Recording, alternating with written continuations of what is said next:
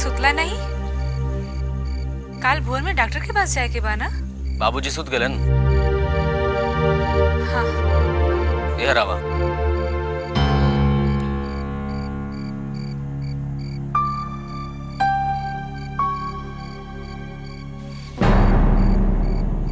जब घर पे कोनो विपत्ति आ जाला या पैसे की जरूरत होला या फिर डॉक्टर के दिखाव की बात होला, तब भी तू लोग को हमारी याद आवेला।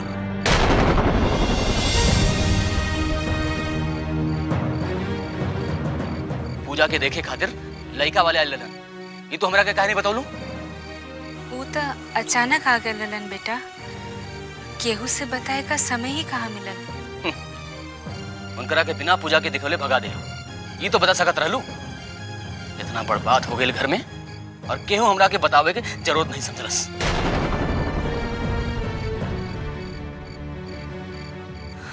लड़का के माई के स्वभाव अच्छा नहीं लगल, ए वजह से संबंध तोड़े वाली बात आज जे सुनले बाड़ू कहीं।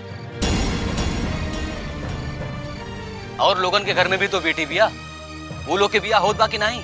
हाँ, छोट बेटी के मतलब इतना भेल कि सर पे बिठाला। देखिए, जो होना था वो हो गया।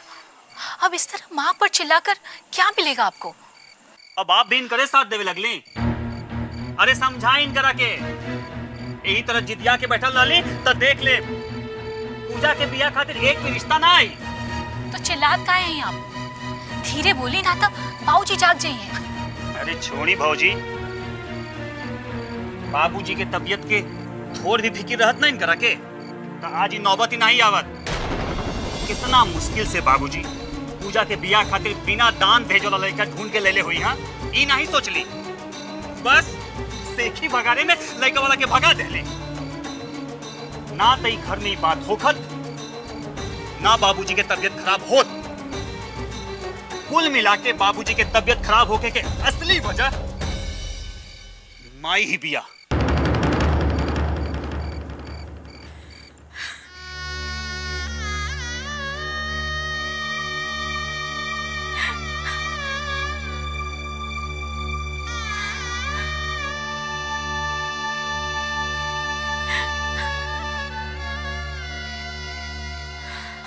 माई चुप हो जाए प्लीज। माई, अब की गलती तो तोहार बा, ये बात माने की परी। हमेशा प्रभाकर में कमी ढूंढला से कुछ नहीं होके वाला बा। हे माई, अपन इज्जत छोड़ दा ताकि कोनो दूसरा रिश्ता की बात आगे बढ़ाई जा सके। आप चुप भी कीजिए। आप पहले बाबूजी का इलाज करवाइए, उसके बाद जिसको जो बोलना होगा बोल लीजिएगा।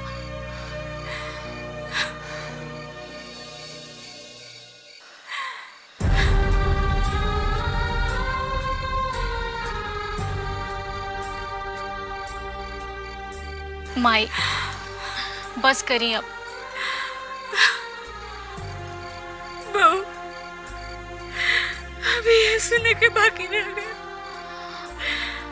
हमारी वजह से बाबूजी का तबीयत खराब।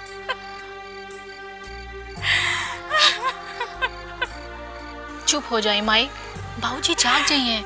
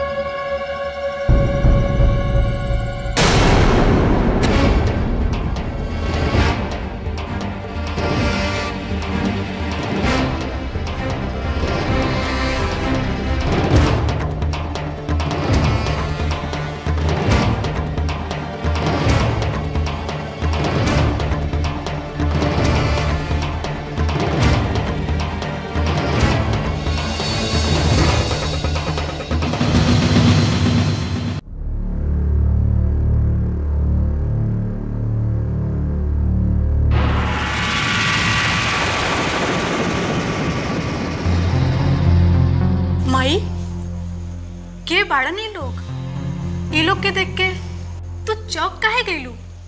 आपन मुंह छुपा ले लू। हमरा इनकरा मुंह पर काली पोते के बा एक खातिर। तू ठीक सोचा तारू। ये मास्टर मनोहर बड़न। भगवान तू इनकरा के लंबा उम्र दा और सब रोग से दूर रखा।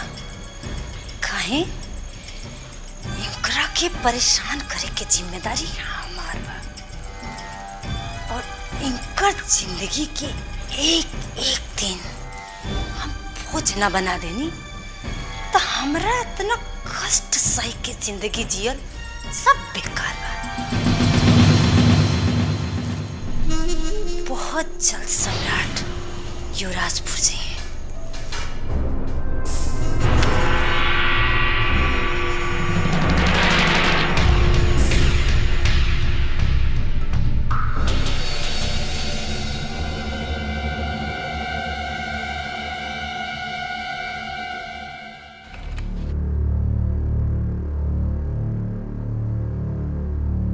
अच्छा हुआ जो आप अपने पिताजी को यहाँ ले आए। ईसीजी रिपोर्ट से साफ लगता है कि आपके पिताजी के हार्ट में ब्लॉकेज है।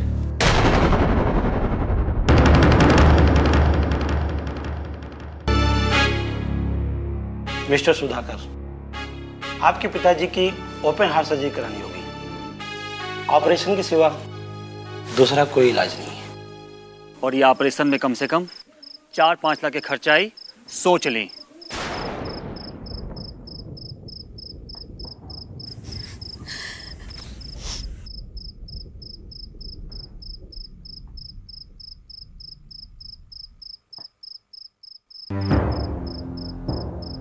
भैया, बाबूजी तो फूटल ढोल हवा, एक पैसा भी जमा नहीं कर पौले पड़ा। ये तब के मालूम है बा। अब आप ही के कुछ करे के पड़ी।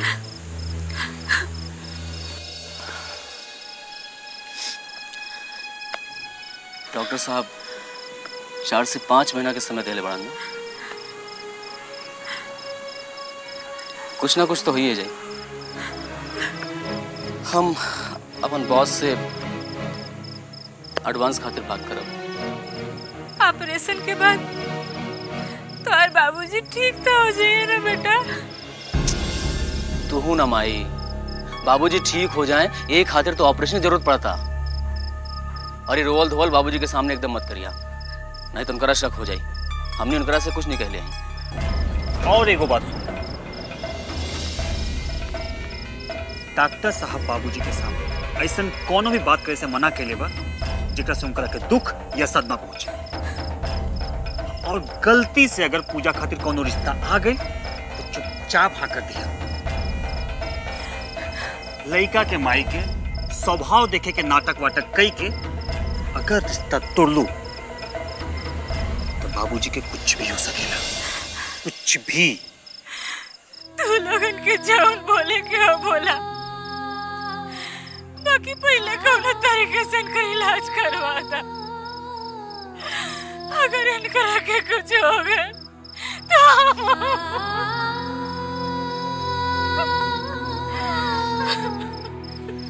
माई, माई आप मत रोई। बाबूजी के कुछ ना होगी। पैसा के इंतजाम कहीं ना कहीं से हो जाए।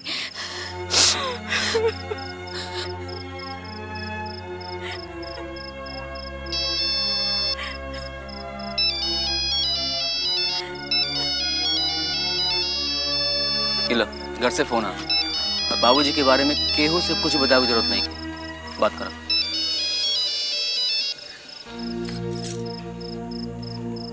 हेलो भाऊजी, हम पूजा। हाँ बोली।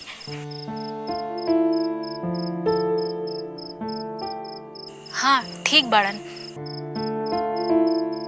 काल भोरे हमनी सब आवत हैं। डॉक्टर का कहलस भाऊजी?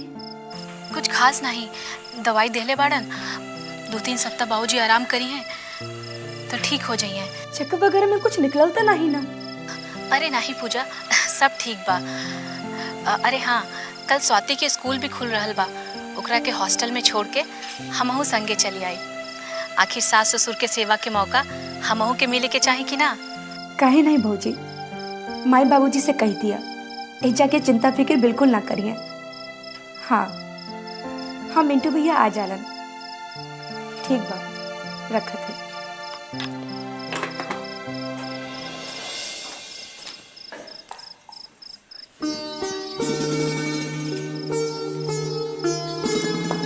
दा भौजी।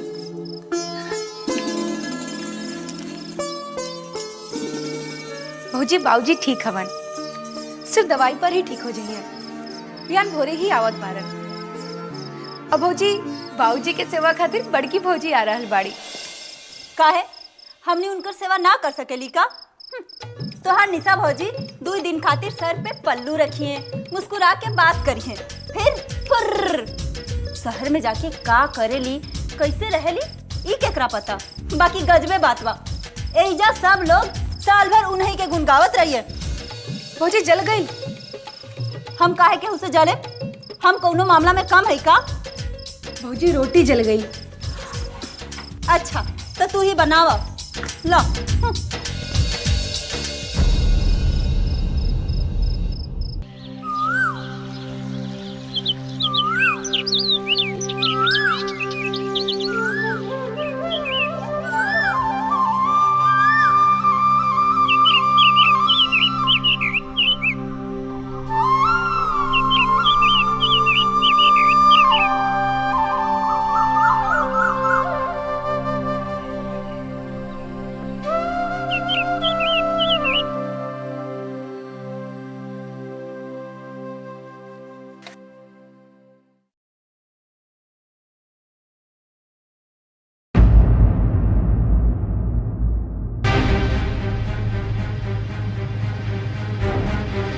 केकरा के फोन लगावा था? जी गोरखपुर भैया की ही माँ। फोन रखा, पहले फोन रखा। यहाँ फोन के बिल भरत भरत हमार पीठ टेढ़ हो गई और तू खर्चा पे खर्चा बढ़ावा जाओ। माई ई का कहत हुआ?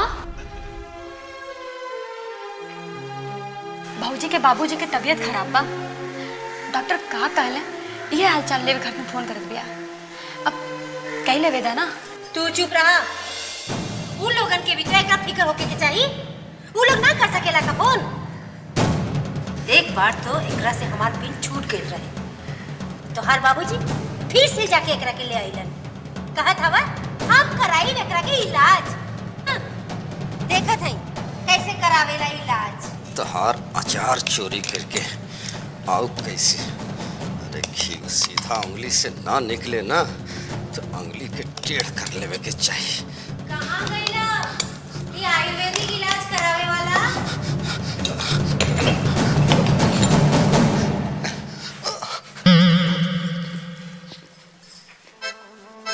अच्छा तो यहाँ है। अब यहाँ कुछ नहीं मिले वाला बा, काहे कि डब्बा में पैसा रखल हम बंद कर देले हैं। और अगर पैसा वैसा चोरी करके बहू का इलाज करावे के बारे में सोच रहल हई तो भुला जाए, सब कोशिश बेकार होगी, जान लो।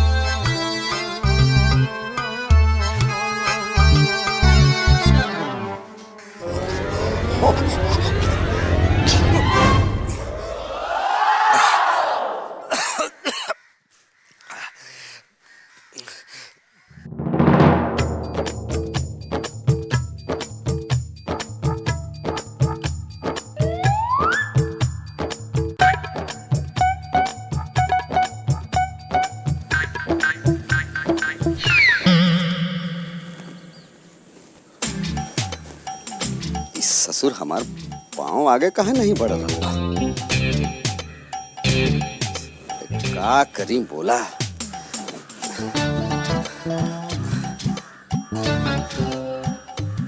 यार देखी कि नहीं ना, ये पैसा से इलाज कराने के बाद बहू के इलाज कराने के बाद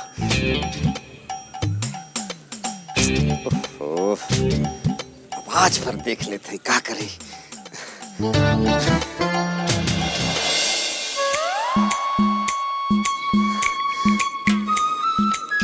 बहू माफ करिए, अभी 30 रुपया में दवा कहाँ मिली बहू?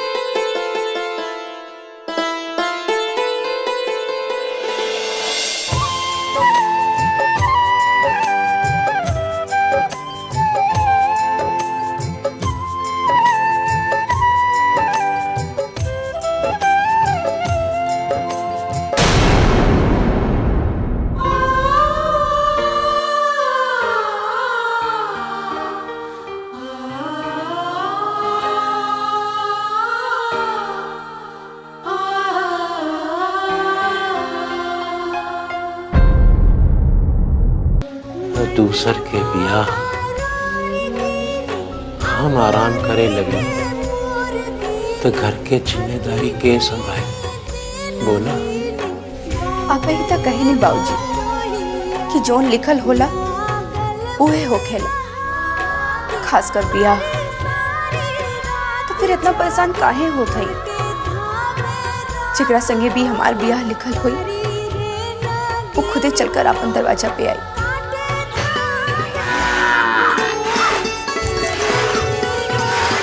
प्रणाम। खुश रह। पहचान ना बोली बेटा? पहले हमने कबो मिलबे ना कहली तो आप पहचानब कैसे? हम बचपन